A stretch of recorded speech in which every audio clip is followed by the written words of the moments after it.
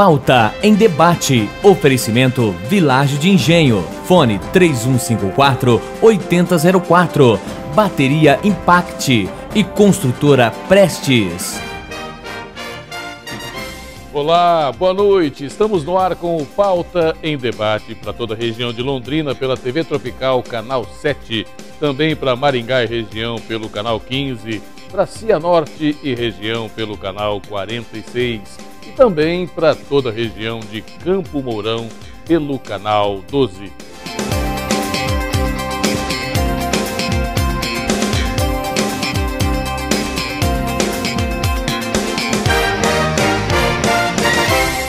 No Pauta em Debate desta noite, vamos falar um pouquinho de política, um pouquinho do cenário político do país. E olha, para falar conosco está aqui o nosso comentarista de política, professor de Ética e Filosofia Política da Universidade Estadual de Londrina, professor Clodomiro Banvarte Júnior. Ele vai falar para a gente, olha só que manchete interessante para a gente comentar aqui. O Giovanni mostra para a gente, ó. Mudança no financiamento favorece, ou melhor, fortalece caciques de partidos políticos. Está na Folha Política, matéria, vamos ver de quem que é a matéria, do Edson Ferreira, da reportagem local para a Folha de Londrina, do dia 1º de junho. A gente traz aqui matéria de arquivo e o professor Clodomiro Banvarte Júnior vai comentar para você, minha amiga, para você, meu amigo. Professor, seja mais uma vez muito bem-vindo, ótima noite. Obrigado, Luiz, uma boa noite. É verdade, essa mudança, as mudanças que passaram no Congresso até agora e as mudanças que não passaram, o saldo disso até agora está apontando para um fortalecimento do caciquismo político ou partidário? Na verdade, o importante seria o quê? Um fortalecimento do partido, mas da forma como saiu o resultado final dessa primeira etapa da reforma política, a concordância com a matéria do Edson, né? Você tem um fortalecimento do cacique, de quem comanda o partido, até porque o partido vai receber o dinheiro, o financiamento por meio das empresas privadas e certamente ele terá todas as condições para destinar esse dinheiro àqueles candidatos que têm dentro do partido melhor condições de chegar a um resultado positivo lá na eleição. Então isso fortalece sim o cacique, aquele que manda, aquele que vai administrar esse dinheiro e distribuir esse dinheiro dentro do partido. E nós teremos aí a situação, pode acontecer, minha amiga, e o professor aqui pode me corrigir, pode acontecer então de numa chapa de candidatos a vereador, por exemplo, o ano que vem, mantida essa regra, da forma como está, o líder partidário, o presidente do partido, é que vai determinar em quais ou para quem que vai o dinheiro, ou como que ele vai distribuir esse dinheiro. Digamos que a minha empresa faça uma doação para uma chapa de vereador. Eu vou lá e dou 10 mil reais para o partido que tem uma chapa de vereadores em Londrina. É o presidente do partido, o tesoureiro, que vão pegar esse dinheiro, que foi doado legalmente, diga-se de passagem, e vão destinar. Ele pode comprar santinho para todo mundo de maneira igual, mas pode também fazer diferente. Ele pode fazer diferente, até porque o estatuto partidário no Brasil, ele tem uma autonomia. O partido é regido pelo direito privado e dá uma autonomia muito grande para os partidos. Então, na medida que o dinheiro, o mais grosso, ele vai continuar vindo de setores privados e esse dinheiro não vai ser mais destinado, ele não pode mais ser destinado caso a lei seja aprovada, até porque nós temos que lembrar que é a primeira etapa da reforma tem que passar ainda no Senado e novamente por nova votação dentro da Câmara para que se transforme em lei, até porque isso é uma emenda, um projeto de emenda constitucional. Se for aprovado, você não pode mais uma empresa doar para o candidato, vai doar apenas para o partido. Portanto, o partido tendo essa autonomia, quem vai fazer a distribuição desse dinheiro é quem está o quê? Como dito aí, o cacique do partido, né? Então isso vai fragilizar essa distribuição interna dos partidos. Certamente vai ter um favorecimento maior ao candidato que tem o quê? Maior probabilidade e chances de ser vitorioso na eleição. Isso pode mudar ainda no Senado? Por exemplo, o Senado pode mudar nessa votação e incluir a possibilidade de doação para os candidatos novamente, e isso teria que voltar para a Câmara caso seja aprovado pelo Senado? Então, se ocorrer uma mudança em relação à possibilidade de doação de dinheiro por empresa para o candidato, você já tem um outro projeto de lei. O Senado ele pode fazer isso, mas ele estaria o quê? Iniciando um novo projeto de lei. Na verdade, o Senado ele vai ter que avaliar esse projeto de emenda constitucional que está indo da Câmara para o Senado. Então ele não vai alterar, ele vai aprovar ou não. Certo. E isso muda o cenário político nosso? Isso, de certa forma, muda porque se você concorre na regra anterior, você, como candidato, você poderia recepcionar de uma empresa o dinheiro. Agora não, o dinheiro tem que passar primeiro pelo partido. E o partido é que vai ter o quê? As condições e a autonomia da distribuição desse dinheiro entre os candidatos. É esse o elemento que muda, né? Agora, um outro aspecto, Luiz, é que essa matéria, ela está o quê? Ela foi objeto de um mandato de segurança por vários partidos que foi impetrado no Supremo Tribunal Federal. Então isso está o quê? Ele está em suspenso também até a decisão do Supremo Tribunal Federal em relação se o processo pelo qual levou à aprovação na Câmara desse projeto de emenda constitucional, ele não feriu as regras formais do processo legislativo. Então, antes de passar no Senado, também tem uma questão judicial implicada nessa nova formação aí da doação de campanhas. Aliás, né, até porque havia sido negado um dia anterior, vedado, né, a questão da doação privada para campanhas, e no dia seguinte a Câmara resolveu votar de novo. Mas, professor, até agora, é claro, é importante dizer para você, minha amiga, e para você, meu amigo, que a reforma política, ela continua em andamento, e muitas coisas que vão parar nas manchetes dos jornais ainda precisam de segunda votação na Câmara dos Deputados, precisam de votação no Senado, precisam, inclusive, talvez, de sanção em alguns aspectos, ou seja, tudo isso ainda pode mudar. Mas hoje, sexta-feira 19, qual é o placar que nós temos dessas mudanças, o que emplacou e o que não emplacou? Olha, nós tivemos 11 mudanças e 11 projetos foram rejeitados, ficou um placar praticamente empatado. Disso que eu poderia dizer, a fidelidade partidária foi um aspecto interessante, porque ela sai de uma legislação infraconstitucional, da lei eleitoral, e ela vai assumir um status de emenda, um status constitucional. Então, isso é um aspecto importante. Agora, para fazer isso, o que os nossos congressistas fizeram? Eles deram uma vacância, um prazo de 30 dias após a aprovação dessa lei, se ela chegar ao final, provavelmente passando mais uma vez na Câmara e 2 vezes no Senado, provavelmente eles têm a intenção de aprovar essa emenda constitucional até outubro, para que ela possa ter validade para a eleição do ano que vem. Se isso ocorrer, nós teremos o quê?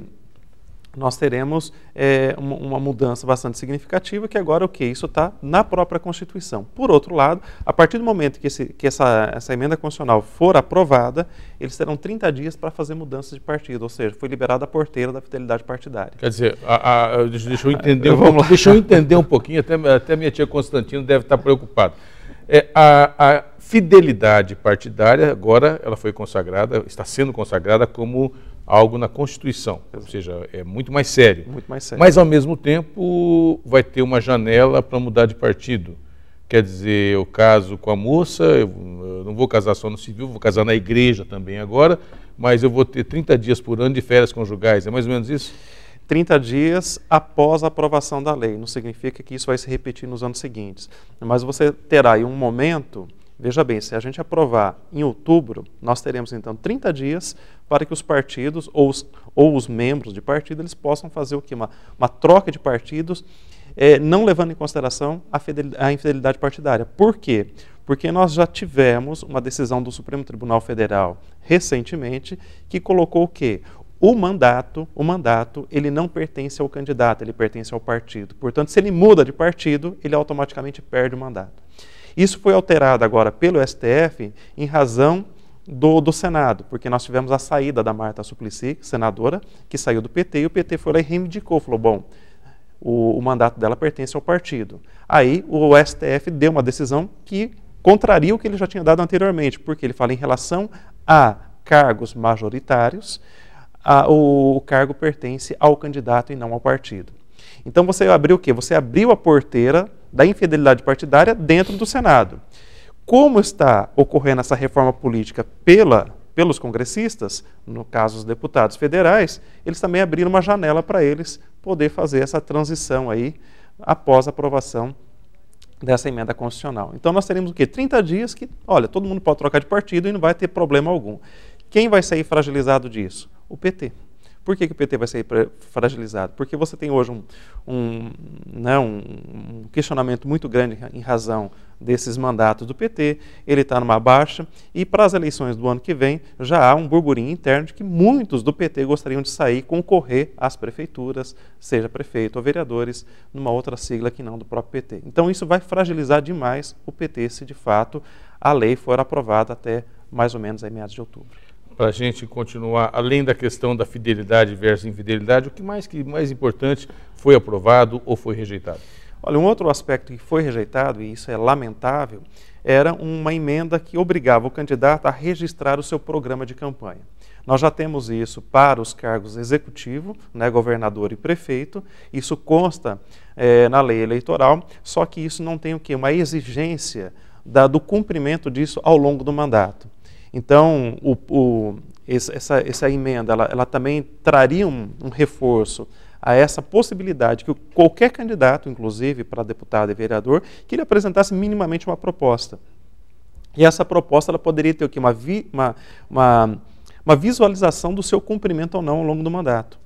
De forma que nós poderíamos o quê? Inclusive colocar um elemento a mais posteriormente. O recall, olha, se você não cumpriu o que você colocou lá no seu programa, você pode ser retirado, né, do exercício do cargo. Isso, infelizmente, não foi aprovado, foi retirado, aliás, não foi aprovado e, portanto, nós não teremos esse compromisso dos candidatos. Quer dizer, o Tiririca vai continuar não precisando apresentar nenhuma proposta, só pode ir lá só fazer o que ele não faz, ou seja, absolutamente nada, e não vai ser cobrado por isso. É mais ou menos o seguinte, nós não vamos poder cobrar a eficiência do mandato dos nossos representantes, né? Se o elemento é a questão da eficiência do que ele está fazendo, bom, nós não podemos cobrar porque eles tiraram isso dessa reforma. A gente vai continuar esse bate-papo falando da reforma política, o que pegou, o que não pegou até agora, depois do nosso intervalo comercial. Um minutinho só, nós já voltamos.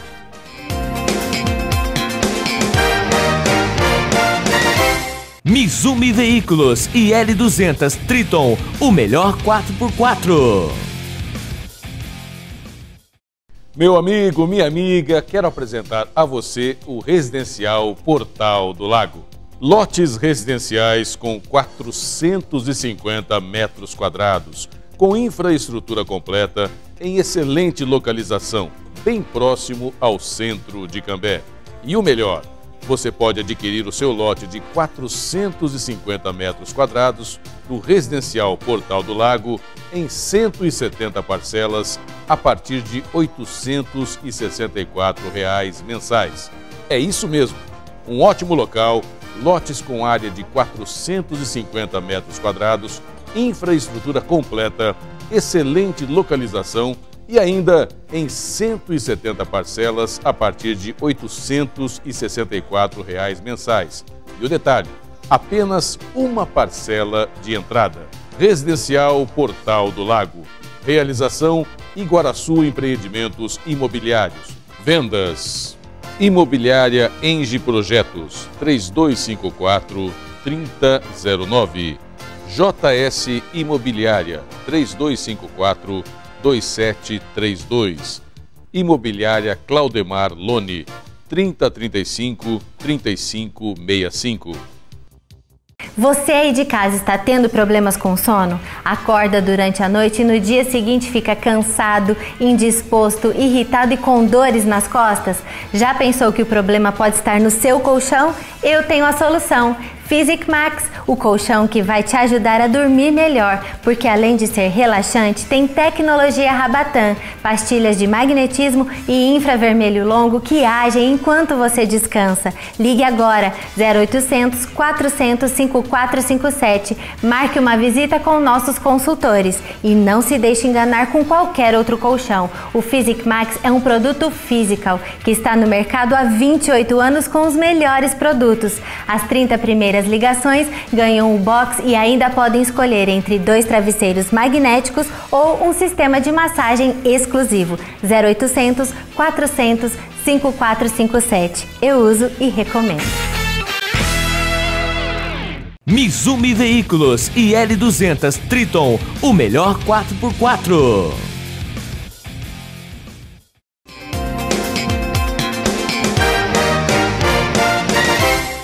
Estamos de volta com o Pauta em Debate, nesta noite conversando com o professor de Ética e Filosofia Política da Universidade Estadual de Londrina e nosso comentarista de política, professor Clodomiro Banvart Júnior.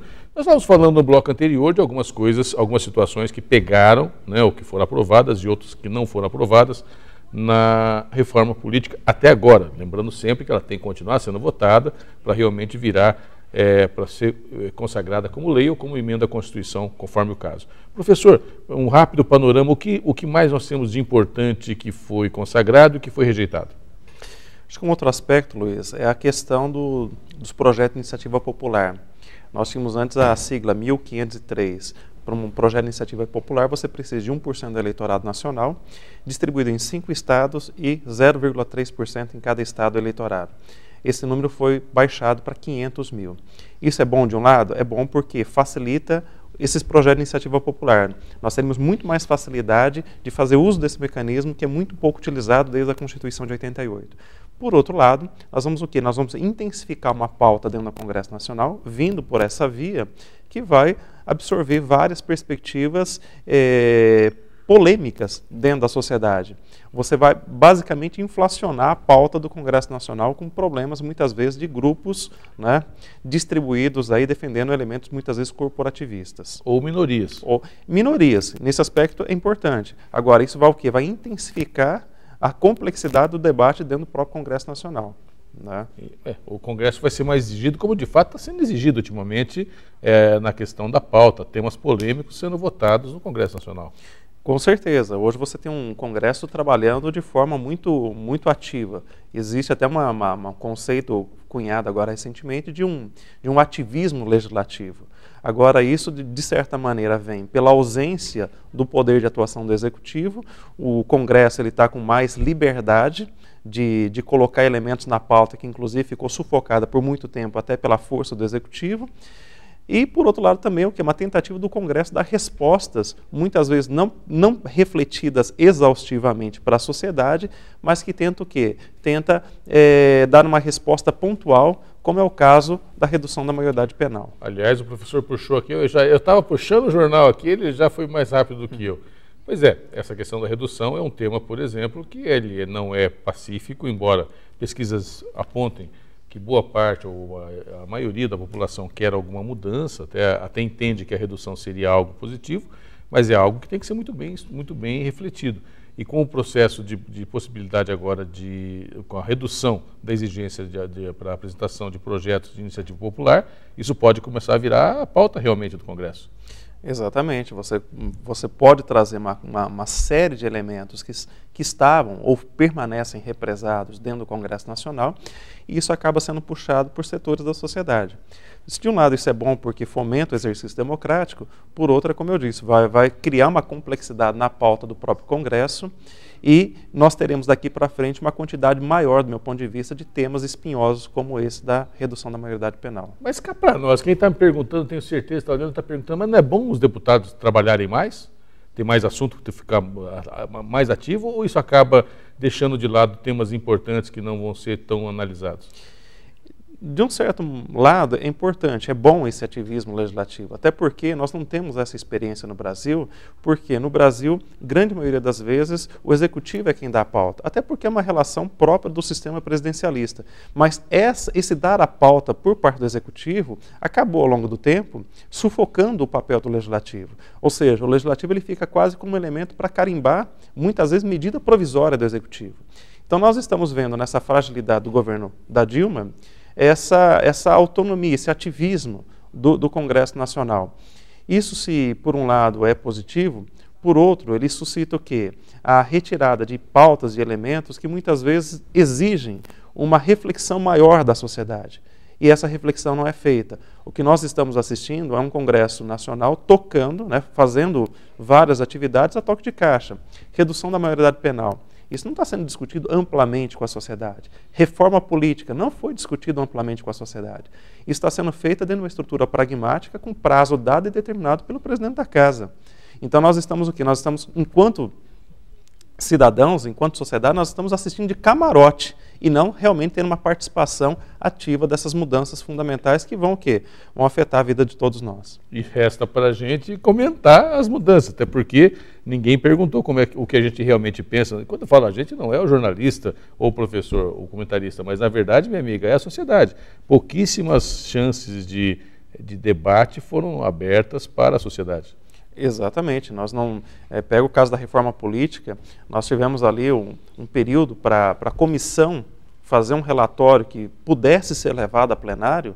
Esse relatório ele sequer foi levado a plenário, ele foi abortado dias antes de iniciar a votação da reforma política. Então isso é um elemento perigoso, porque você tem por um lado um ativismo do Congresso, que não é ruim, é positivo, mas um Congresso que está o quê? Levando essas decisões, essas discussões a toque de caixa sem consultar o maior interessado, que é a própria sociedade. Mudando um pouquinho, vou mudar aqui rapidinho, até para a gente não perder o tema, já que o programa também tem tempo também, né, minha amiga? Olha, um fato político, a gente vai mostrar aqui, está bem no meio da página aqui, olha só. Procurador aponta irregularidades e recomenda reprovar contas de Dilma. Isso está na Gazeta do Povo, no dia 17. Votação das contas da presidente está prevista para quarta no TCU e o relator Augusto Nardes tem apontado que não deverá aprová-las. Na verdade, a votação não aconteceu. Os ministros do TCU deram prazo de 30 dias para que a presidente Dilma fizesse a contra-argumentação das chamadas pedaladas fiscais, né? Inclusive, no outro dia, a Gazeta também publicou aqui, a resposta do governo. Para o Planalto, o TCU quis politizar as contas da presidente Dilma. A decisão do tribunal, né, diz aqui, de dar um prazo para o governo explicar suas pedaladas fiscais desagradou o Palácio do Planalto. Talvez nem todos no país estejam percebendo que aqui existe uma verdadeira bomba atômica, né, com perdão da expressão, porque, na verdade, se o TCU, o Tribunal de Contas da União, não está querendo aprovar as contas da presidente Dilma, e está dando prazo até para que ela faça uma contra-argumentação sob pena de reprovar as suas contas por conta das chamadas pedaladas fiscais, isso é um fato da mais alta importância no ponto de vista jurídico no país. Jurídico e político, como você bem disse, né? Essa saída do Planalto, dizendo que o Tribunal de Contas da União foi politizado, aliás, o Tribunal de Contas, não só da União, mas de todos os estados, eles já são politizados na indicação desses conselheiros. Então, já tem um elemento que deveria ser afastado, ou seja, o tribunal deveria atuar numa perspectiva técnica. Agora, você coloca aí uma metáfora interessante, é uma bomba atômica. Por quê? Nós convivemos até recentemente com essa questão do impeachment da presidente Dilma e não tínhamos ali nenhuma base legal para isso. Esse é um problema que reabre a questão do impeachment e gera essa instabilidade no próprio governo. Por quê? Uma medida que o Tribunal de Contas reprova a prestação de contas do Executivo, e veja, o Tribunal de Contas ele é um assessoramento do Legislativo. Então, essa reprovação por parte do Tribunal, caso isso ocorra, tem que ter o quê? A aprovação dentro do Congresso Nacional. Digamos, olha, o Tribunal... O referendo da desaprovação ou da aprovação. Ou desaprovar a desaprovação aprovando as contas. Exatamente. No voto, é isso? Exatamente. Isso vai para o Congresso Nacional. Na medida que o Congresso ele acolhe essa reprovação das contas do Executivo, você abre o quê? Você abre no país a possibilidade de qualquer cidadão brasileiro protocolar na Câmara dos Deputados o pedido de impeachment da presidente Dilma. Por quê? Porque ela está implicada no artigo 85 da Constituição, que é o crime de responsabilidade. Ou seja, atentou contra a improbidade administrativa e o orçamento. Quer dizer, esse é um elemento que gera uma estabilidade, não só política, mas uma estabilidade também econômica muito grande nesse momento de crise econômica que nós estamos passando. Meu Deus, só para você entender um pouquinho, minha amiga, por que na verdade aquela conversa anterior de impeachment não deu certo e agora nós estamos falando de novo nisso? Porque há um entendimento jurídico que na nossa legislação o presidente ou a presidente só pode sofrer impeachment por um ato ou uma omissão que tenha acontecido na constância do seu mandato, correto? Coisa de campanha passada não pode refletir para o mandato que começou dia 1º de janeiro. Agora, isso está acontecendo, a reprovação de contas do ano passado é uma coisa durante o mandato, Aliás, a questão da campanha não foi o fato que eu queria me referir. A questão da Petrobras, né? A Dilma sabia da compra de Passadina quando ela era presidente do Conselho. Pera lá, ela era presidente do Conselho, não era presidente da República. Exatamente. Então ela não tem responsabilidade por isso, não podia ser pedido o impeachment, como de fato não foi. Houve esse entendimento jurídico por um fato que ela não estava na constância do seu mandato de presidente. Agora, nesse caso, não, é a reprovação de contas. Isso não vai acontecer, professor Clodomiro, eu vou botar uma pimenta nessa conversa, não vai acabar no colo do Eduardo Cunha e do Renan Calheiros, mais uma vez, salvar o mandato da Dilma e eles vão cobrar caro por isso? Mas aí está a questão, vão salvar ou vão, de fato, levar as últimas consequências? Porque, Luiz, o que nós estamos vendo hoje no Brasil é uma força muito grande do PMDB. O PMDB comanda as duas casas no Congresso Nacional e está na articulação política do governo. Veja, se ocorre um impeachment da presidente, o PMDB, ele assume o governo, né? E o PMDB, ele vai ter um elemento interessante aí, que ele já vem fazendo. O que o PMDB tem diferente hoje em relação ao PT? O PT perdeu a sua capacidade de negociação. Quem está assumindo essa capacidade de negociação, de pauta inclusive, é o PMDB. E se o PMDB ele chega ao poder, ele vai ter o quê? Ele vai ter a possibilidade de negociação agora, não só com o PT, mas ele vai poder negociar com o próprio PSDB. Então, esse é o elemento diferencial do meu ponto de vista. Ele vai ter o quê? Ele vai ter o controle da negociação com a oposição e a situação. Hoje ele só negocia com o PT. Ele vai poder negociar um pouco mais alargadamente, ele vai negociar também com o PSDB. Então, a partir do momento que nós não sabemos o resultado que vai ocorrer, porque a presidente tem todo o direito de contra-argumentar, que faz parte do processo democrático. Agora, qual vai ser a saída? Vai dizer que ela não sabia? Ou vai jogar a culpa em alguma secretaria, algum baixo escalão técnico? Ela é presidente. Ela é presidente, não tem como ir por esse caminho. Dizer também que há uma estimativa muito alta do que era o elemento arrecadatório e, portanto, as contas não bateram, bom, é outro problema. Agora, um outro problema que está por trás é o seguinte, desde 2012, o Tribunal de Contas não aprova, né, aliás, as contas do governo não são aprovadas desde 2012. Então, também nós não temos um parâmetro muito claro, tem uma expectativa, mas não tem, assim, dados técnicos assegurados ao longo desse percurso do mandato dela, de que todos os anos, o orçamento não fechou por questões aí de responsabilidade do governo. Então, eu acho que nós temos aí um problema, como você disse, é uma bomba atômica que pode estourar nos próximos meses, né, a depender do resultado do parecer dado pelo Tribunal de Contas da União nos próximos 30 dias. Professor Clodomiro, em 30 segundos para a gente encerrar esse bate-papo. No começo a gente falava que tudo isso aconteceu, no começo das nossas conversas, não do programa de hoje, nós chegamos a falar aqui que isso aconteceu porque a Dilma quis descer do PMDB, né? Quis descer do PMDB, tirar do PMDB do governo.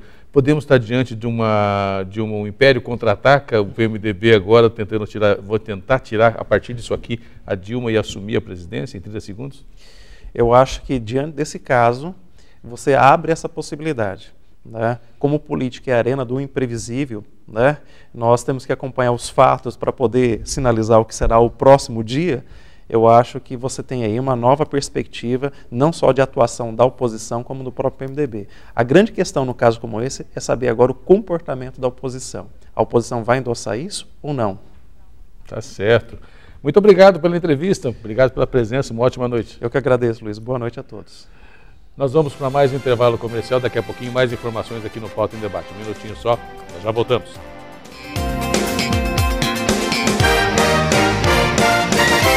Mizumi Veículos e L200 Triton, o melhor 4x4.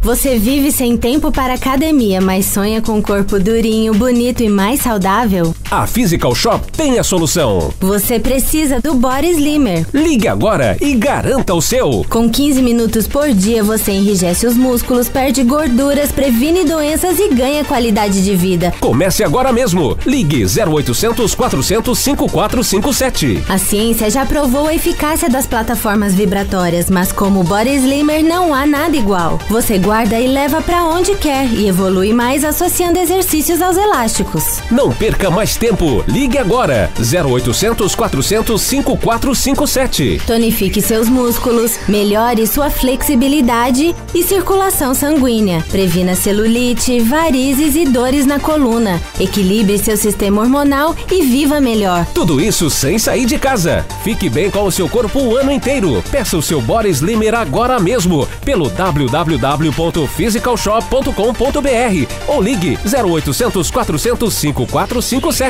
0800 400 5457. Body Slimmer, mais um produto Physical. Saúde, beleza e bem-estar. Meu amigo, minha amiga, quero apresentar a você o Residencial Portal do Lago. Lotes residenciais com 450 metros quadrados, com infraestrutura completa, em excelente localização, bem próximo ao centro de Cambé. E o melhor, você pode adquirir o seu lote de 450 metros quadrados do Residencial Portal do Lago em 170 parcelas a partir de R$ 864 mensais. É isso mesmo, um ótimo local, lotes com área de 450 metros quadrados, infraestrutura completa, excelente localização e ainda em 170 parcelas a partir de R$ 864 mensais. E o detalhe, apenas uma parcela de entrada. Residencial Portal do Lago. Realização Iguaraçu Empreendimentos Imobiliários. Vendas Imobiliária Engie Projetos 3254-3009. JS Imobiliária 3254-2732. Imobiliária Claudemar Lone 3035-3565. Mizumi Veículos e L200 Triton, o melhor 4x4.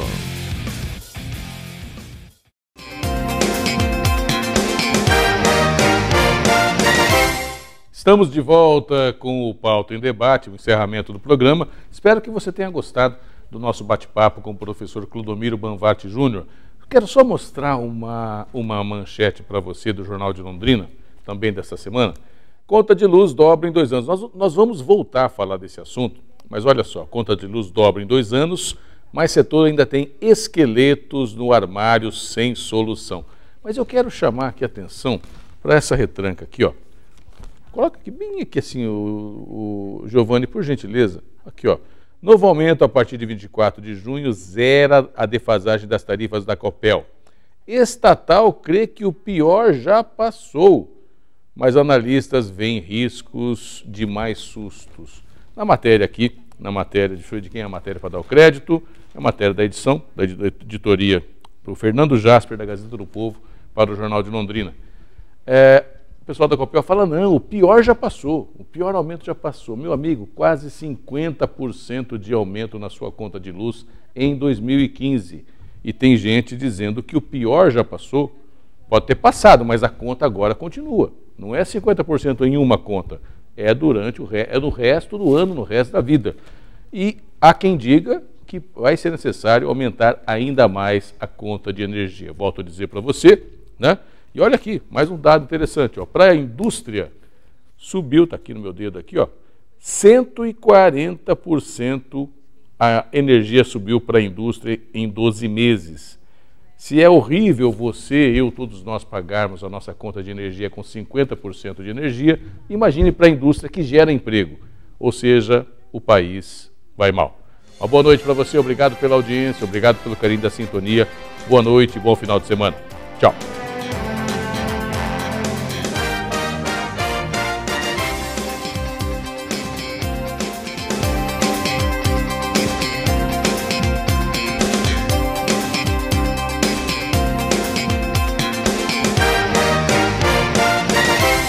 Pauta em Debate. Oferecimento Vilagem de Engenho. Fone 3154-8004. Bateria Impact e Construtora Prestes.